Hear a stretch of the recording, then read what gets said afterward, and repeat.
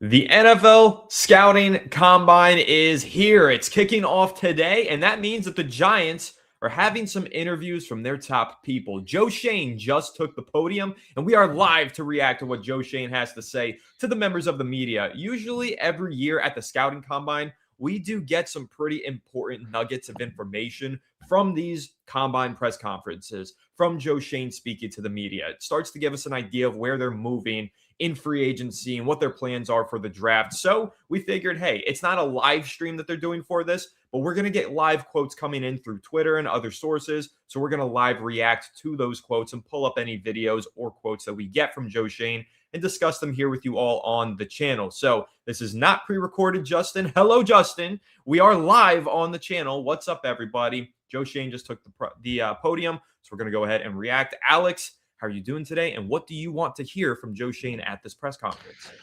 Doing pretty good. And what's going on, fellas? Make sure to drop a what's up in the chat. Going to be live reacting to Joe Schoen's press conference, as Anthony mentioned. But what am I looking forward to Joe saying? Just collaboration. That's all I want to hear from him. Collaborating with John Harbaugh, getting after it, evaluating talent, seeing what positions we need to address. That's it. Just basic stuff. I know he just talked about Jackson Dart a little bit and how it's really nice to have that rookie quarterback in place, Anthony. I imagine you agree. That's a pretty obvious one, but he seems to be a little bit more comfortable. And I think it's because he realizes he has a little bit more, I guess you could say length on his contract for now. But definitely feeling like we're heading in a better direction and curious to see the collaborative effort between Schoen and Harbaugh. Yeah, I'm excited for that too. And guys, John Harbaugh will be speaking to the media at 1 p.m. today. We're not going to be live for that one, but I am going to do a reaction. So I'm going to take the top quotes and I'm going to give you guys my analysis on all of them. So we're live for Joe Schoen and we're doing a video reaction later on the channel for John Harbaugh. So do make sure to tune into that. But let's dive into that first quote that you just alluded to from Joe Schoen here, talking about the Giants franchise quarterback. So he said, it's nice to have that piece in place, to have a rookie quarterback that played well his rookie year and know who you're going to build around. This is kind of a big deal for Joe Schoen and the Giants because each of the last 3 NFL drafts that they've been to, if I'm not mistaken, they've been picking near the top, and there's been plenty of chatter about the quarterback position. Now they get to kind of ease off of that, and they get to build around the quarterback, which is a nice change of pace. Alex, how important do you think that is for Joe Schoen as he heads into this pre-draft process? Not having to worry about scouting all the top quarterbacks and going through all of those interviews. He doesn't have to waste all of those. They're only limited on how many interviews they can have during the combine. Doesn't have to waste them all on quarterbacks. He can focus that on all of these other stars and positions of need and rising prospects. Yeah, I mean, the Giants have been scouting quarterbacks for a long time. Now they don't have to waste any time. And those quarterback, interviews, by the way, take an extreme amount of time. They're very, very detailed. Like, it takes a lot of effort. Now you're transferring all that energy to finding a gold jacket level player at 5th overall, whether it's Caleb Downs, Carnell Tate, Spencer Fano. There's so many guys that we're going to discuss and break down throughout the offseason. But yeah, as Mr. Burton said in the chat, make sure to hit the like button for us. We appreciate everyone that is tuning in. We're also going to be starting a really fun newsletter for you guys that you can get every day in the morning and, just have access to all of our content, in-depth breakdowns right to your inbox. It's all going to be free. So really excited to drop that for you guys as well. But Anthony, what's next on the docket? What else is this man saying? Yeah, Joe Schoen just talked about being a little bit behind on the player research this offseason as the Giants went through their head coaching search. So obviously over the last couple of months, that's been the big topic of conversation. Not only the hiring of John Harbaugh, but prior to the hiring of John Harbaugh, discussing who could they hire, who are the candidates, and so on and so forth. And obviously that's a lot of research that we were doing. That's a lot of research that Joe Schoen was doing. And Joe Schoen said just now during this press conference that he is getting caught up on player research in the last week and going into this week's NFL Scouting Combine. He was behind on it as he went through the head coaching search. And so this is where I'll kind of take the analysis part of this quote from Joe Schoen and ask you, Alex, any concern about the Giants being, quote unquote, behind on their player research as a result of the head coaching search? Do you think that they're at any sort of competitive disadvantage now that they're playing catch up here as they get into the, not catch up, but catch up as they get into the player research part of free agency and the draft? No. Want to know why? We still drafted Evan Neal and Deontay Banks and all these bums. It doesn't matter how much time you give people, they will still potentially make a huge mistake. And Evan Neal obviously was everyone's consensus, like, this guy's going to be a stud. whatever happened with him happened with him. But, you just look at the situation at hand with the time they have. I don't think it really makes a difference. You miss or you hit it. It just the way the draft goes ultimately comes down to more so coaching.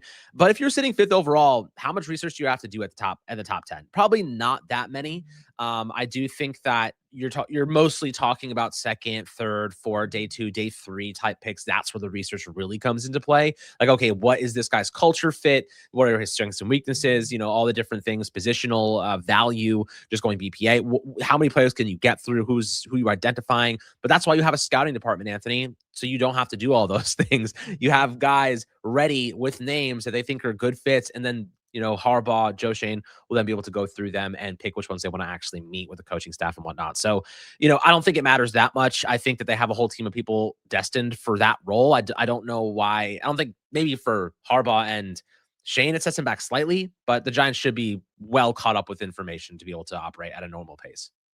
Yeah, they'll get caught up real quick here. And Joe Schoen said just now during the press conference that he crushed it this past week. He gave himself some piece of flattery saying he crushed it the last week, getting caught up on the player research part of the thing. So just to address the chat, the press conference has already started. They are not live streaming this press conference. So we are just reacting to the quotes that are coming in live time. So Joe Schoen is not late. He is doing the press conference right now in Indianapolis. We are reacting to the quotes as they come in, thanks to the great beat reporters of the New Jersey beat, such as SNY and Ryan Dunleavy and Jordan Rannon are all tweeting quotes from the press conference. So latest quote, latest kind of video that I saw set up here is Joe Schoen discussing his relationship with John Harbaugh so far, saying that it's a learning experience. He's learning from John Harbaugh, which is something that I mentioned in a recent episode. I think this is very crucial for Joe Schoen to not take this as any sort of relegation or demotion,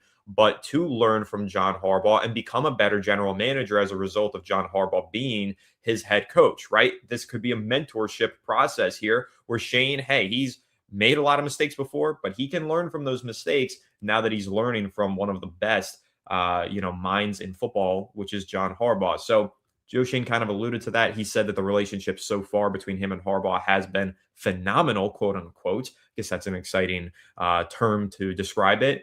But Alex, what are you kind of looking forward to over the next few weeks as Joe Schoen and John Harbaugh enter their first offseason working collaboratively together?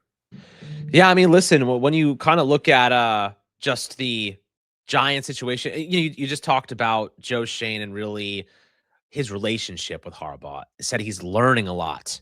That's what we wanted from Joe Schoen, to show some humbleness, show some humility, take an opportunity to learn from a championship winning head coach, a guy who's been in the league for 18 years. His lineage comes from some of the best coaching trees. He basically was, working at, with Ozzie Newsome and whatnot in lockstep with ownership and the general manager.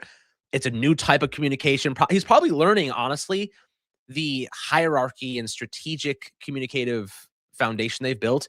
He's learning a whole new style with the Buffalo Bills compared to the Ravens, two vastly different operational things. I really don't think that right now, if you're looking at the Giants, we haven't seen anything like this in quite some time. I'm pretty excited about that combination. Me too. Like I said, I think it could be a great learning experience for Joe Schoen, and I'm excited to see how this offseason unfolds and what the role of those two guys looks like as they go through this. But some more info on the relationship between Joe Schoen and John Harbaugh. Joe Schoen here commenting on the pre-draft communication with Harbaugh via SNY, saying, quote, "The process is the same. It's over communicating how we do things and how they did things in Baltimore or how he wants it done. There's tweaks we can make in our process that can make us better, and I'm open to that," end quote. So kind of just discussing how he's changing the process of the New York Giants throughout this draft process, the way that they operate, because John Harbaugh's setting in and setting some new standards. I think that's pretty exciting. That's what we all wanted to hear. We wanted the Giants to have a new way of doing things, and Joe Schoen confirming here that John Harbaugh is implementing a new way of doing things. And to add another quote onto that, Joe Schoen stressed that he is still the Giants general manager and his responsibilities have not changed.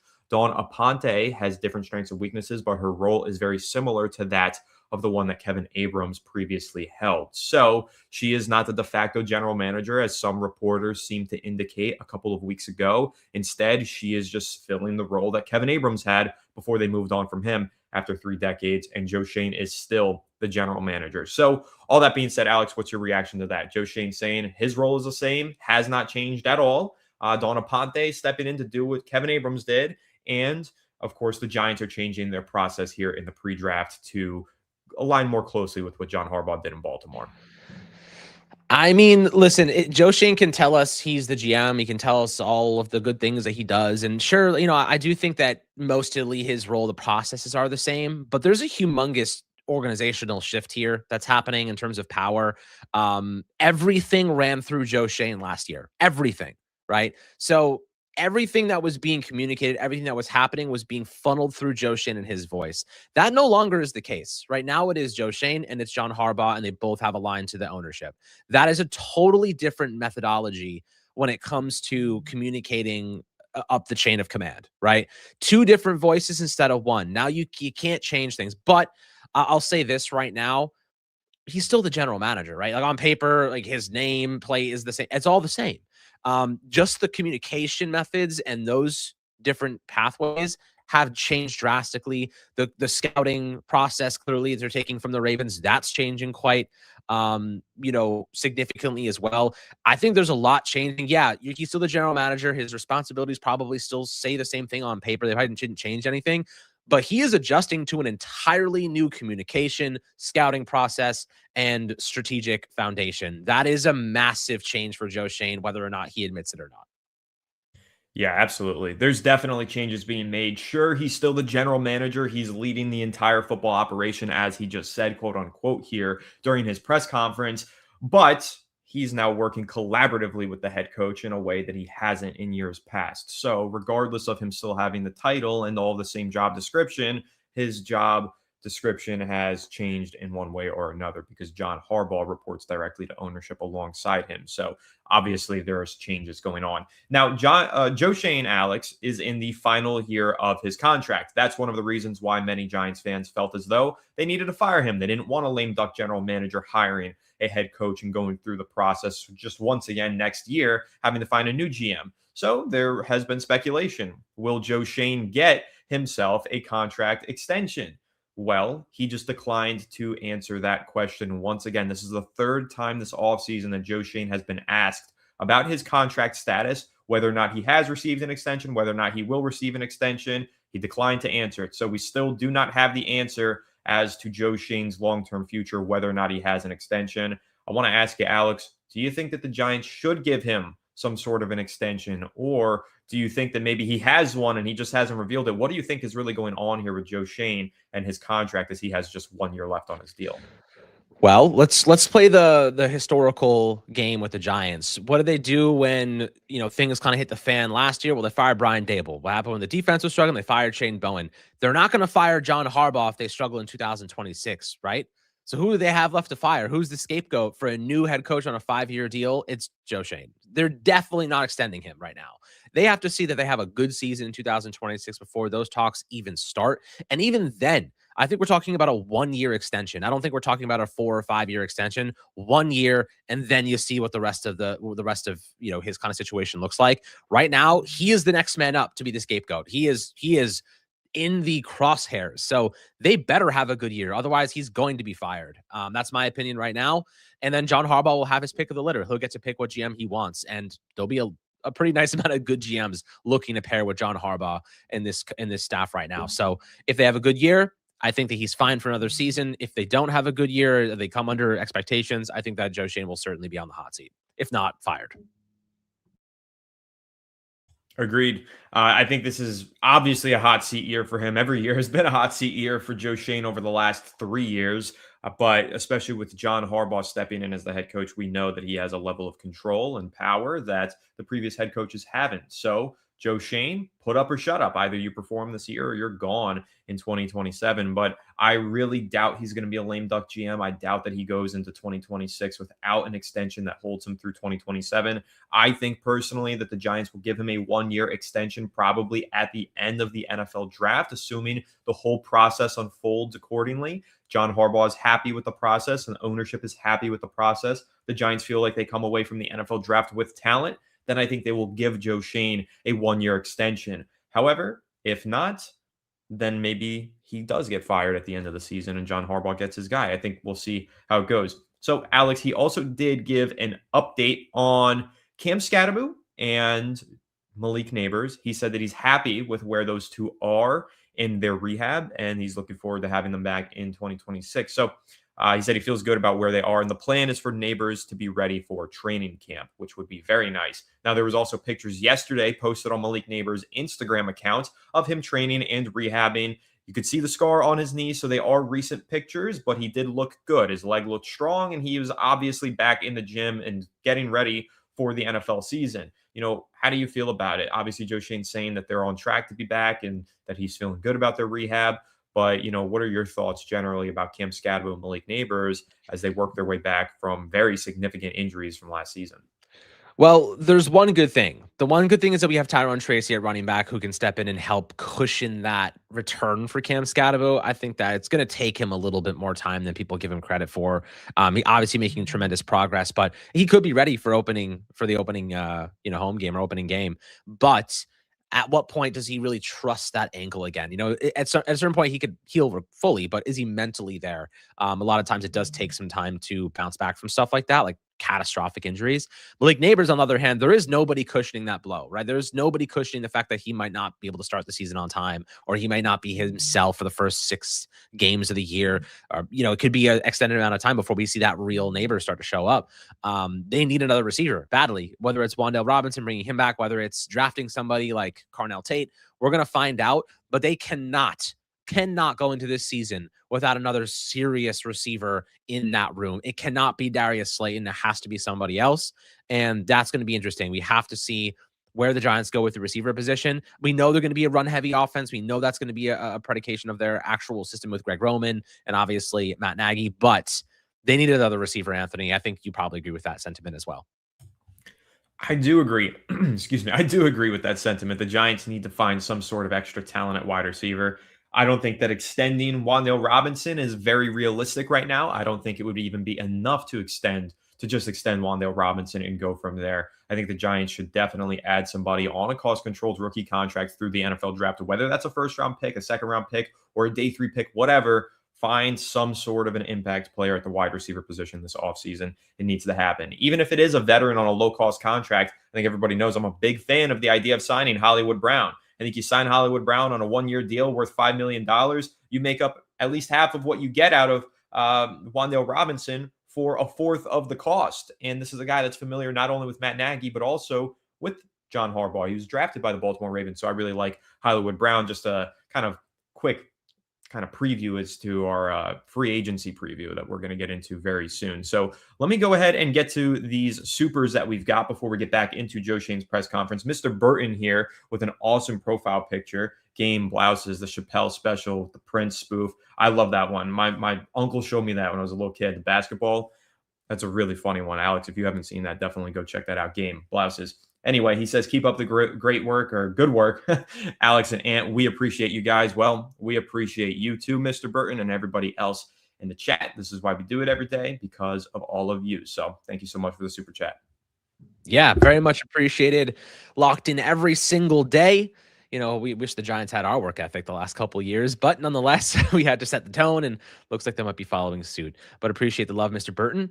And, it's going to be an exciting season. We finally have a lot to talk about. We finally have real optimism, with a coach that is proven in this league. And, I think a lot of people are setting the floor at 8 or 9 wins. I think that's kind of the situation we're looking at right now.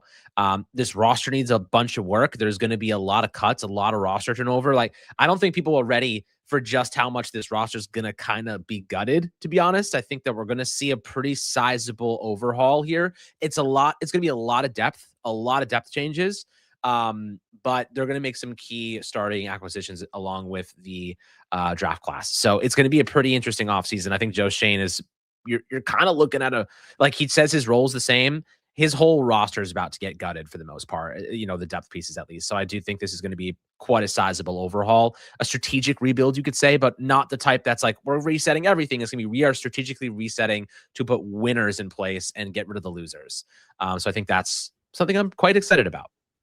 Yeah, it's very similar to what we saw last year with the New England Patriots. They had a new coach step in, a veteran coach who wanted to change some things a little bit. Same GM, though, so they kept a lot of the key contributors in place, but then they gutted the rest of it and they brought in a lot of new talent, set a new foundation, and overnight, okay, Patriots went to the Super Bowl. Didn't win it, but they're one of the best teams in the NFL as a result of the strategic rebuild, the retooling, if you will, that they underwent last offseason. So I think that's a great way to compare and kind of contrast to what you just said. So we also got NATO, one of the OGs of the channel, renewing his membership for 5 months and adding the comment, Carnell Tate or Jordan Tyson at 5. Appreciate you, NATO. He's in here every single day, oftentimes the first comment on our episode. So much love and appreciation. Thank you for joining as a member for another 5 months, saying Carnell Tate or Jordan Tyson at 5. Listen, I'm not opposed to taking a wide receiver at 5. But I'm not entirely sold on taking a wide receiver at 5 either, just considering the other options that will be on the board and considering how deep of a draft class this is. Plus, while I think Jordan Tyson is a special talent, I am very concerned about his medicals. He's not participating in any drills today or this week at the NFL Scouting Combine because he's still not recovered from the hamstring injury that plagued him throughout last season. Hamstring injury added on to broken bones and torn ligaments that he had all throughout his collegiate career. The guy just has not been able to stay healthy. It is a major concern for me. Now, should it totally tank his draft stock? No, but should it give you pause on taking him with a top 5 pick? Probably, especially if you feel, though, the talent difference between him and a Tate or a Lemon is marginal. So just food for thought on Jordan Tyson as we get into the NFL Scouting Combine this week. And we all know interviews and medicals are a massive part of the NFL Scouting Combine. So again, just food for thought. But Alex, what's your thoughts on Carnell Tate or Jordan Tyson or just a wide receiver in general in the first round? Yeah, I mean, look, Carnell Tate, he's your boundary X receiver. He is a speedster. He's got a lot of great tools, could be a real star in the NFL. Mekhi Lemon, people love him. Low center of gravity, excellent hands, smaller catch radius, but he can make it work. Like he finds ways to get the football. And once it's in his hands, he's dangerous after the catch. Obviously a lot more time in the slot. And you have Jordan Tyson, who you mentioned, has a lot of injury questions. He had a ACL tear. He dealt with a grade 2 hamstring injury this past season. I really like Jordan Tyson. Like that's a player that if he could stay healthy would be a WR1 through and through. He would be a superstar. It's a big if, though, because of that injury proneness. So we'll see what happens. I think that this draft class at receiver is stacked. You guys know I love Omar Cooper Jr. out of Indiana. That's a guy I would love to get in the second round. So there's a lot of receiving talent. I could totally see the Giants passing on receiver in the first round to then try to find a good option in the second, maybe even trade back in the first to try to get an extra third rounder to throw at, a spot like that. So, right now there's a lot to like about where the Giants are. This draft class is deep at linebacker, it's deep at receiver. So I could see them taking a shot at BPA in the first round. But we'll see what happens, though. Yeah, 100%. So now I'm actually going to shift here. We're not going to be talking about Joe Schoen's press conference for a second. We're going to be talking about Ravens general manager Eric DeCosta's press conference here. Alex, any guesses as to why I'm bringing that up here? Oh, guess is it something to do with Tyler Linderbaum? I have no idea. Yes, it does have to do with Tyler Linderbaum. Here's what Mike Garafolo just tweeted. This was actually also originally Jeff Zrebeck of The Athletic tweeted, DeCosta said they probably won't use franchise or transition tag on Tyler Linderbaum. Mike Garafolo quoted it and said that Ravens GM Eric DeCosta said they've made a quote-unquote market-setting offer to pending free agent Tyler Linderbaum, but he did add that no franchise tag or transition tag is coming. Creed Humphrey currently leads the way in the center market at $18 million per season. A market-setting offer, theoretically, from Eric DeCosta and the Ravens would put Tyler Linderbaum over $18 million per season. Your thoughts, your takeaways, should the Giants go up to that price tag? Well, I'll tell you this right now. If they're going to get into a bidding war for Tyler Linderbaum, I don't think they're going to win that one. I don't think they're going to push that hard for one. But, a lot of the people that said, well, why aren't the Ravens trying to extend him? Well, that argument's now out the window. They are trying to extend him. They're trying to give him big dollars. So they clearly see the value in Tyler Linderbaum. The question you have to ask yourself if you're the Giants is, what could you do with $20 million per season, right? That's Wandale, that's Jermaine Illuminor plus some. You could argue that's Cordell Flott and somebody else. You know what I mean? Like there's a lot of ways to kind of deploy $20 million per season on a long-term deal. John Michael Schmitz is okay. He is serviceable. Is he Tyler Linderbaum? No. Is he going to be a great run blocker? Probably not. Tyler Linderbaum fits our scheme like a glove. That's why they have interest in him. But I do think that it's probably unlikely that we do get him because it means getting into a bidding war. And if you get into a bidding war and your floor is 20 million per season, we're talking about 23, $24 million per season for Tyler Linderbaum. And I think that's a little bit too rich for my blood. Yeah, and that's totally fine and reasonable as a take. If you don't want to go into the 20s for Tyler Linderbaum for a center, understandable. But I did make the argument in my recent rebuild simulation of the offensive line a few days ago that I posted on the channel that Tyler Linderbaum's only 25 years old. You could theoretically sign him to a 4 or 5 year contract. You can lower those cap hits with void years, and then you can extend him a second time when he's 29 years old. And all of a sudden, you're not even paying those void years until we get to 2033. So I think it's totally reasonable. It's totally possible. We'll see if the Giants think that it's justified, and we'll see how badly John Harbaugh wants to bring Tyler Linderbaum over to the New York Giants. We'll get some more clarity on that, I'm sure, in the coming days and weeks as we inch closer and closer to free agency. So Sam with a super chat. Thanks so much, Sam, saying, I love the hirings, but as a fan, I've been disappointed too much recently. I need to see it on the field. I want player development. Your thoughts? I'm with you, man. I've been very optimistic about this team in the past, although I've been more cautiously optimistic in the past. This time I'm legitimately optimistic just because John Harbaugh is a proven great head coach. So that gives me more reason for optimism. But nevertheless, I've been disappointed many times by this team. I've been burned by this team. I've had my heart broken by this team. So I want to see some results on the field before I declare anybody as being the savior of this franchise. So I need to see a little bit more. I need to see more. Even everybody knows how big of a Jackson Dart fan I am, how much confidence and belief I have in him going into his second season. I still need to see more from him. I can't necessarily say that he is, without a doubt, our franchise quarterback. He had a promising rookie season. We've seen quarterbacks have promising rookie seasons and then take a step back. Look at CJ Stroud. So I'm with you. I want to be optimistic. I am optimistic. I believe we have a franchise quarterback and a Hall of Fame head coach, but I do need to see results in 2026 and beyond. So I'm with you, Sam. Love the super chat, and thank you so much for it. Yeah, I mean, listen, appreciate you, Sam. You're an OG of the Fireside Giants podcast. We have much love for you. I don't know. When it comes to player development, that's coaching. It's all coaching. The Giants have shredded the coaching staff with reasonable, stake there. They needed to. They had to tear things up. I think they have a much more experienced staff. I think they have a lot more of a higher floor than they used to. I think the ceiling is capped in some respects. However, I'm pretty excited about just the ultimate base level competency this team is going to have in 2026. The player development should be significantly better. The discipline should be better. The stamina should be a lot better. Like John Harbaugh's known for really leaning into his players, so they are ready when the fourth quarter rolls around. They're not gassed. They're just heating up, and that's what you want. The Giants just ran out of gas so many times in the fourth quarter. Their durability was pretty bad at most points. That won't be a problem anymore. So I think that we're going from country club to boot camp, and I think that's exactly what the Giants should be trying to do. I agree. Let's see the boot camp. Let's see that hard fought practice every single day in the summer in the heat. Let's see the Giants grind it out, go through the conditioning, and create a great football team in the summer that can kick ass in the fall. That's what I want to see.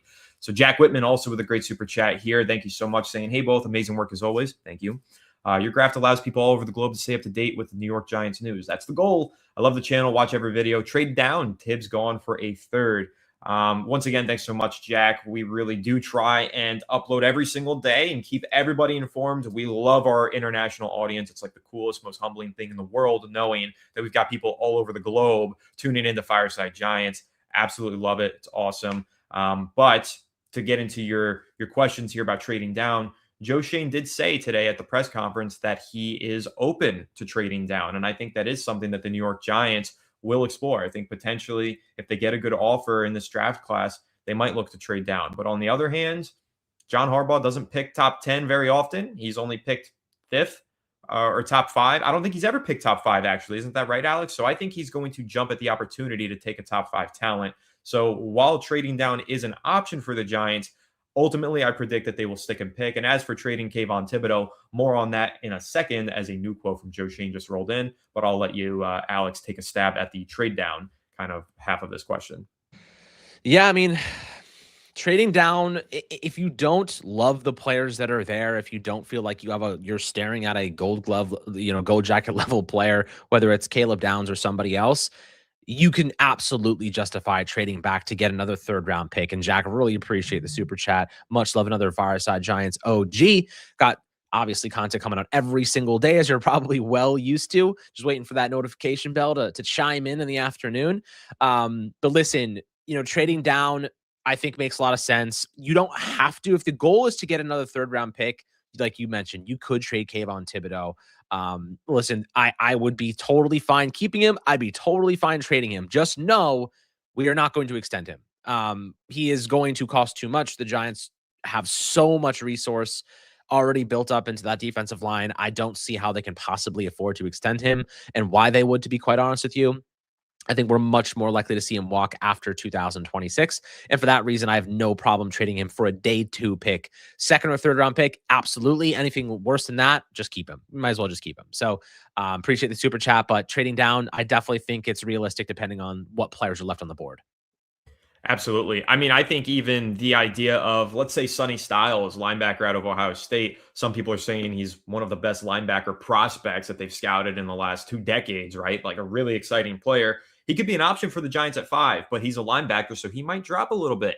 He could be an option for the Giants at 7, 8, 9, or 10 if they wanted to trade down a few spots and still get an immediate decade-long starter at linebacker, or even safety. Caleb Downs could drop a little bit. Who knows? So I do think you got to have an open mind to trading down and extracting a little bit more value out of a top 5 pick if you're the New York Giants. But at the same time, we'll see, because like I said, Harbaugh doesn't pick this high very often. He's probably going to want to make the most of it. So as for the other half of the question that Jack had there, though, this ties back into the press conference, which is still ongoing, guys. And we're going to continue to react to what Joe Schoen is saying as the quotes roll in. And he just responded to a question about Kavon Thibodeaux. Here's what Joe Schoen had to say, quote, "Right now, Kavon's going to be with us. He played well. He is going into his 5th year, and he's motivated, and you can't have enough pass rushers," end quote. Now, Alex, I wrote an article this morning about Kavon Thibodeaux's future with the New York Giants and why I feel as though they should trade him. I'll give a brief summary of that before we probably do a whole breakdown video on that idea in the coming days here. But Kavon Thibodeaux, $15 million fully guaranteed this season. He's probably leaving in 2027. Like you just said, Alex, I'd rather trade him, get some value for him now. And if you look at the market, the number one position this offseason in free agency and the draft combined is edge rusher. It is swamped with edge rushing talent. You could trade Kavon on this 1-year, $15 million deal, save that $15 million in cap space, spend half of it on a player on a 3-year deal worth about $7.5 million per season. And that guy probably gives you around 8 sacks per year, which is what you anticipate from Kavon Thibodeaux on this 1-year, $15 million contract. So if you do the math on it and you think about it long term, Kavon's walking in 2027 more likely than not. Get something for him now, save the money, get a new edge rusher who's more experienced and more reliable to put up similar production numbers at a fraction of the cost. That's my personal thinking of it. I understand why the Giants might view it differently. He's a former top 5 pick that they drafted. He's only going into year 4 of his career. He's still young. He could get a lot better, so on and so forth, whatever.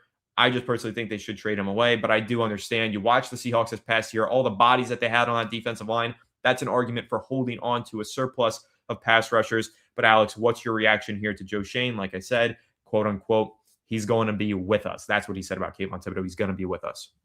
Yeah, I mean, listen, if you're the New York Giants right now and you're thinking to yourself, objectively, we are going to be a competitive football team in 2026. We are going to be a playoff caliber team. And once we get into the playoffs, who knows? I imagine that's probably how they're thinking. then you could make a strong argument to keep Kavon Thibodeaux. Why? Because, he's going to be a really good insurance policy. Is he going to start? No.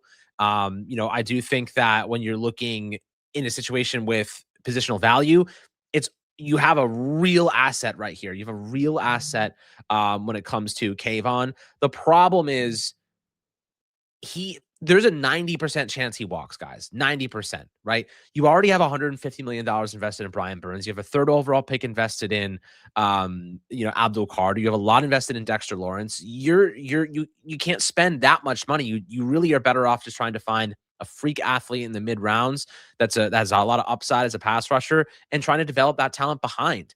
Not to mention Kayvon's been injury prone. And yes, I am currently being held captive and they're forcing me to say these things about Kavon, I swear to God. But you could also trade him at the deadline. You could wait and hold him until then. But again, you risk potentially him getting hurt, right? And then him having no trade value. That's the only downside with that situation, Anthony. So if you get a day 2 pick, I think I'd move him today. If you can't get a day 2 pick out of him, I would just keep him and have the great rotation, and I'm okay with that. I agree with you. I'm not trading him for a 4th or 5th round pick. That's not worth it to me. He's a good enough player to justify holding on to him for another year if that's the only offer you get. But if you get a 2nd or 3rd round pick, which I think is totally reasonable, then you trade him, in my opinion. Guys, let me know which layout you prefer here. Us in these 2 separate boxes. Or me in prison. Backgrounds and where Alex looks like he's getting his mugshot taken, but at least isn't all the way up to the camera. Or do you prefer us nice together and cozy on the screen here? You guys let me know down below in the comments. So, Alex, another good quote here from Joe Schoen about the defensive line and a player who has just 1 year left on his contract. That's going to be Dexter Lawrence. Joe Schoen, this is from Connor Hughes of SNY. Joe Schoen, speaking after his podium, said the plan, quote unquote, is for Dexter Lawrence to be on the Giants this season, and he hasn't had any calls on him. Similar sentiment with Kavon Thibodeaux and how you can never have too many rushers. But he did say when teams call, he'll always answer the phone. So not saying that Dexter Lawrence or Kavon Thibodeaux are on the trade block, saying that he wants them both back, but also saying, hey, if he gets some calls, he's going to listen. What's your takeaway from Joe Schoen saying he'll listen to calls on both Dexter Lawrence and Kavon Thibodeaux? If he didn't listen to calls, I would hate him even more. So like he definitely needs to be picking up the phone. Just because you pick up the phone does not mean you're trading somebody. Picking up the phone just means you're doing your due diligence. What if somebody offers you just a deal you can't refuse? You have to consider those options. But when it comes to Dexter Lawrence, he said he hasn't gotten any calls. That's great. I don't want to trade Dexter Lawrence. I don't know why people want to trade Dexter Lawrence. People have a desire to create holes where we currently don't have them, right? Like trading this guy or moving that guy or this or that. Like Kayvon's different because he's the 3rd pass rusher. He's not even going to start most likely. But Dexter Lawrence is one of the best defensive tackles in football, and you're trying to sell low on him. That's like it's like being up in the stock market, seeing like, oh, I got all these profits. The next day it tanks, and then you sell when it tanks. Why would you do that? Just wait for it to come back up. Like he's 27, 28 years old. Like he's not even old. He's still in his prime physically. So I am 100%, and he's been on a losing team for so long. Let this guy have a one successful year, not to mention the freaking awfulness of Shane Bowen and what he did to that defense. I have 100% confidence that Denard Wilson's going to turn this thing around, and they're going to be off to the races earlier than last year. So, I do think that you keep Dexter Lawrence. The fact he hasn't got any phone calls, that's a good thing because I don't want to move him. But if you did get phone calls, pick up the damn phone because you just never know what someone's going to offer. Yeah, sure. I mean, like, listen, if you get 3/4 first round picks for Dexter Lawrence, you probably have to think about it. But even then, I don't want to trade him, man. I'd rather extend him. People talk about trying to lower his cap hit and figure out a way to make him more affordable for the New York Giants. Extend him. That's how you do it, in my personal opinion. I would like to see the Giants keep Dexter Lawrence under contract. Like you said, he's only 28, 29 years old, whatever. He's not even 30 yet. Hold him through his age 31, 32 season.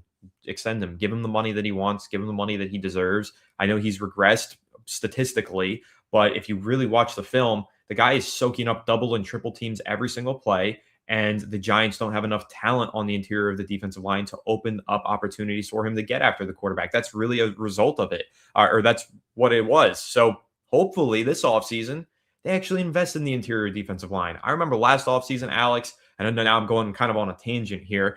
Last offseason, I was pounding the table for the Giants to sign a quality interior defensive lineman to start next to Dexter Lawrence. they completely ignored that position. They didn't even acknowledge it. They went ahead, they drafted Darius Alexander in the 3rd round. That was all that they did. And Darius Alexander was always going to be a guy who needed to develop into a starting role. He wasn't going to step in and make an immediate day one impact, right? So why did the Giants do nothing to bring in an immediate day one impact player on the interior defensive line? I don't know. But they're going to have to do that this offseason because you can't just rely on solely Dexter Lawrence to be your force against the run. You need another interior defender. So hopefully they go into free agency and they sign a legitimate starter, not a Roy Robertson Harris, not a DJ Davidson, not a Rakeem Nunez Roche's, a legitimate starting defensive tackle, 3-tech, whatever, that can start next to Dexter Lawrence and take some of the pressure off his shoulders so that he can get after the quarterback, so that he can make more tackles for loss. That's the key to solving the Dexter Lawrence problem. It's not trading him away. It's surrounding more talent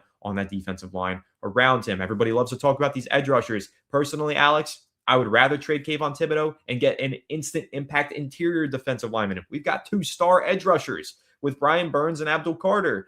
The 3rd edge rusher, it's important, but it's more important to have an actual starting caliber player on the interior defensive line where you need a starting caliber player. I'll take a starter over a backup any day. That's my take on it. So I'll keep pounding the drum, and we will eventually talk, of course, about Kavon Thibodeaux in a more in-depth fashion and about his potential future with the New York Giants. But I'll let you kind of give your take there on what I said about the Giants adding interior defensive line talent this offseason as we get closer to free agency and the draft.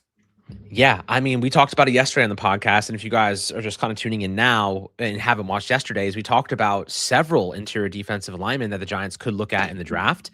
And the truth of the matter is, you don't need a guy that can do it all, right? You don't need a guy that can rush the passer, you stop the run. Like, it's sometimes you could just draft players and acquire talent to serve a specific purpose. And in this instance, the Giants have Darius Alexander, who you mentioned, who was kind of starting to come on at the end of the season, much more of a pass rusher at this point in his young career. Go get a big freaking girthy dude to stand in the middle of the defensive line and just soak up blocks and tackle runners in inside zone runs. You know, like that's all you really need from them. Just swallow up double teams and make tackles. That's it. That's all we need. Big body. Don't need to rush the passer. Just lock down the run game in the first couple downs of a drive, whether it's first, second down, second and long, whatever it is. You can save guys like Darius Alexander and Dexter Lawrence, by the way, keeping them a little bit healthier and more fresh by having guys that serve a specific purpose on first down, right? Just throw that big boy in there on first down, and you're in good shape because you can give Dexter Lawrence a little bit of rest. You can have your best personnel on the field for specific packages against specific teams. You have something for everything. And that's really what I think that means. The Giants should be going into that 4th round looking for a big run-stopping DT. That's how I see that 4th round, 5th round right now. Honestly, I'd even look at that 4th round and say, give me the best big defensive tackle that can stop the run that is out there, because that's really what the Giants need. That's the solution. They have the other pieces, and you have the pass rushers on the outside and Burns and Abdul Carter. They'll do all the hard work for you. And if Dexter Lawrence bounces back to his regular fashion, you're going to have one of the best pass rushers in football, if not the best pass rush in football on paper. So I agree with you. This is a team that does need a little bit of DT support. Roy Robertson Harris isn't going to get you there. Nunez Roche is not going to get you there. And neither is Darius Alexander at this point in his career. Agreed. And listen, I love Darius Alexander. He's going to continue to develop. He's going to be a good player for the Giants, but that realistically might not completely show up until year 3 of his career. He'll make strides. He'll be better this year, I think, but he might not be a legit every down player until year 3. That oftentimes is the case for these young interior defensive linemen who enter the NFL through the draft. So we'll see on Darius Alexander, have a lot of hope for him. But anyway, you need 3 starting interior defenders anyway in a 3-4 base defense. And that's what the Giants are going to be running, a base 3-4 under Denard Wilson. So not only do they need their nose tackle in Dexter Lawrence, but they need 2 interior defenders on each shoulder of him. So they need Darius Alexander and another guy, and probably another 2 guys on top of that, considering Rakeem Nunez Roche is walking in free agency this offseason and Roy Robertson Harris is a cut candidate. So they really need to add more bodies to the interior defensive line, not just developmental guys. 4th or 5th round pick, I would like to, throw a dart at an interior defender, but I would rather get a guy much earlier who can probably play sooner, and also just get a veteran who could start right away and be good right away, whether that's Christian Wilkins or somebody else. So very curious to see what direction the Giants go here on the interior defensive line. But Alex, Joe Schoen has finished his press conference. We reacted to pretty much all of the major quotes that came out here from Joe Schoen's 10 a.m. presser as he went for about a half hour with the media, maybe a little bit longer. Let's kind of, before we wrap this up, transition this to a general NFL scouting combine discussion. What are you looking forward to this week? You know, we did our players to watch yesterday. We did our combine prospect watch list on the channel, but what else are you hoping to see? I know one of the big aspects of the NFL scouting combine, what I really love every year, is the rumor mill. You get so much information starting to pour in from all these agents and GMs being in one centralized location. I always listen to Rich Eisen's show at the end of the NFL scouting combine every year because he does his segment called What Did I Hear at the Scouting Combine? And then he drops all of these nuggets of information and they come up to be true weeks later in free agency and in the draft. So that's what I'm looking forward to is the rumor mill. What else are you looking forward to at the NFL scouting combine? I'm looking forward to seeing who participates, what guys really stand out. Those mid-round. I don't care as much about the Caleb I don't even think Caleb Downs is participating, but I don't care much about the top 10 first round picks as much as I do about the second, third, and fourth round players. Those are the guys I really want to see. I want to see how Omar Cooper Jr., even though he might end up being a first round pick with a good grade, but I want to see some of these guys, how they perform, how they take to the pressure, how they, their tangible attributes and everything in between. Those are the guys I really want to watch and see. I'm excited to see who stands out and who everyone starts to talk about after the combine, because then we'll get to see where some of those real value grabs could be in the mid rounds, who really stood out and surprised some people. So, the rumors obviously are extremely exciting and fun to listen to, but also seeing the actual results and then parlaying that into what type of player could the Giants find in the mid rounds that perform well at the combine, that has good measurables and all the good raw tools to develop, right? Sometimes it's better to go just for a high upside athlete than it is for, maybe a floor piece. That has a little bit higher floor but limited ceiling. So you'll see those freak athletes that you could mold over a couple years. Those are the guys I'm interested to find out and see if the Giants are going to go in a direction like that. Absolutely. I'm very excited for these mid-round prospects to get on the field and do their drills. Every year there's a couple of risers or some guys who test really well athletically that pop up on your radar who perhaps weren't there before. Tyrone Tracy Jr., I think, is one of those guys. He had a good combine. He popped up on people's radar. He interviewed really well with the Giants. They take him in the 5th round as this wide receiver who converted a running back, and he's been a quality starting player for the New York Giants. That's one name that comes to mind. And hey, honestly, Cam Scatterbo, he had a hell of a combine last year with those broad jumps and those vertical jumps. He demonstrated his explosiveness, and that's one of the reasons why the Giants felt comfortable taking him in the 4th round. And now he's a star in the making at running back. And of course, Jackson Dart. Jackson Dart had arguably the best day throwing the football out of any quarterback last year. That helped him secure his status as a first-round pick for the New York Giants. So scouting combine's fun. Does it all mean all that much? I don't know. That's why I really like to listen to the rumor mill more than anything. But there's going to be plenty of storylines. There's going to be plenty of kind of pieces of news and nuggets of information to break down over the next few days here from the New York Giants perspective. And like I said, guys, 1 p.m., John Harbaugh press conference. I'll be doing a reaction episode, pre-recorded video to be posted on the channel. So make sure to turn your notifications on and tune into that episode that drops later today here on the channel. Alex, any last second thoughts, comments, concerns, questions for the chat? Anything that you want to say before we part ways with the chat and end this live stream? Well, guys, I appreciate you guys tuning in on a 10 a.m. live stream, impromptu. Definitely some diehards here in the chat. So I appreciate you guys as always. And I think that we have a lot to talk about. We have more coming later for the Joe Schoen press, the John Harbaugh press conference. Anthony will be recording a video for you guys to talk about all of his takeaways. And listen, now we do some of the fun stuff. Now we get to dive into players. If you have any recommendations, feedback, suggestions, always make sure to drop it in the comment section. I really appreciate you guys. Make sure to hit that like button as you are on your way out. A little support. And make sure to keep tuned in for the newsletter we're going to be dropping shortly for you guys. So you'll have all access to all sorts of cool information that we're dropping every single day. It'll be compiled free for you guys. There'll be no cost. We just want to give you guys extra value. So appreciate that very much. But Anthony, I'll kick it back to you to lead us on our way out. Absolutely. I'm super excited about that newsletter that Alex has mentioned a couple times here. And I'm super excited for some upcoming giveaways that I'm going to be doing. Here's some stickers that we've got. We're going to also put together some new stickers with Harbaugh and the boys as we head into the 2026 season. So stay tuned for that on the horizon. And I've got some other giveaways that I'm going to be doing, Alex, because I didn't even tell you about this yet. I went to the old house after I moved recently. I had to get some things out of the garage over there, and I found some old New York Giants memorabilia that personally I don't want anymore, like this Daniel Jones signed card. Now, Daniel Jones, not my favorite Giants player, but I'm sure one of you in the chat would like yourself a Daniel Jones signed rookie Where'd you find card. that toilet paper? Nah, somebody's going to want this, though. And so soon enough, I'm going to run a giveaway for this and a few other pieces of Giants memorabilia that I have. As you guys could see, I have plenty of memorabilia. I don't need any more that I found in the garage. So I'll give some of it away to you loyal subscribers of the channel. So stay tuned to that or for that in the coming days and weeks here on the channel as we run some giveaways just to give you guys our appreciation, give it back to you. You all have given so much to us and helped us create this platform and community. And so we're endlessly appreciative of that. And we're endlessly excited for the 2026 offseason and season. Yeah, Nate, don't throw that away.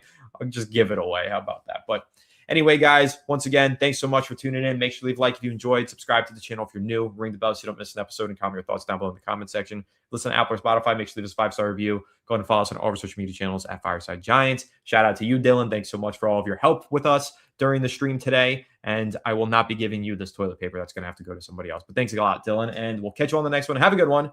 And let's go New York Giants.